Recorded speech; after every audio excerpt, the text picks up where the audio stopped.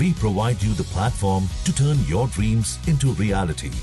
Give wings to your aspirations with KR Mangalam University. प्रधानमंत्री आवास योजना गरीब परिवारों के लिए ऐसी उम्मीद की किरण है जिससे उनके खुद के घर का सपना साकार हो रहा है। सरकार लोगों की उम्मीदों पर खरा उतरकर उन्हें आवास दे रही है, लेकिन इस योजना का गलत फायदा भी उठाया जा रहा है। लोग फर्जी तरीके से इस योजना का लाभ लेने की कोशिश कर रहे हैं, लेकिन अब केंद्र सरकार उन्हीं लोगों पर सख्ती बरत रही है जिन्होंने गलत तरीके से इस योजना का लाभ लेने की कोशिश की है। खासकर उत्तर प्रदेश में इस योजना को लेकर सख्त एक्शन लिए जा रहे हैं। प्रयागराज में हजारों गरीब परिवार ऐसे हैं जिनके पास आवास नहीं है।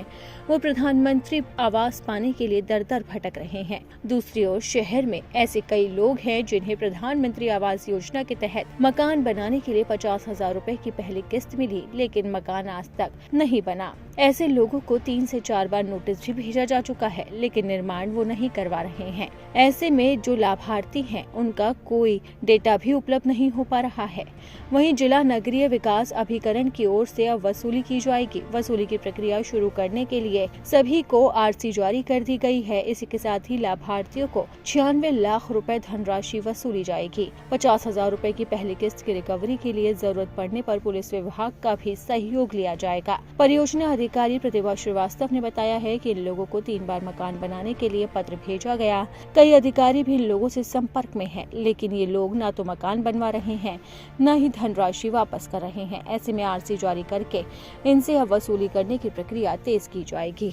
लाभार्थी कई ऐसे हैं जो दिए गए पते पर मौजूद ही नहीं हैं। उनकी तलाश कराई जा रही है। यानी कि साफ है कि अब प्रधानमंत्री आवास योजना को लेकर सरकार सख्त हो गई है और लगातार इस योजना में कार्रवाई की जा रही है। जो फर्जी लाभार्थी हैं उनके खिलाफ भी तगड़ा एक्शन लिया जा रहा है और जिन लोगों ने सरकार से पैसा लेकर अब तक मकानों का निर्माण नहीं करवाया है उनके खिलाफ भी सरकार अब एक्शन मोड में आ गई है और लगातार एक्शन की प्रक्रिया शुरू हो गई है। खासकर उत्तर प्रदेश के अंदर जिन लोगों ने अब तक अपने घर का निर्माण नहीं करवाया है उन्हें नोटिस जारी कर दिया गया है और सरकार का साफ तौर पर कहना है कि अब उनसे वसूली की जाएगी और वसूली का आंकड़ा 1 करोड़ भी हो सकता है।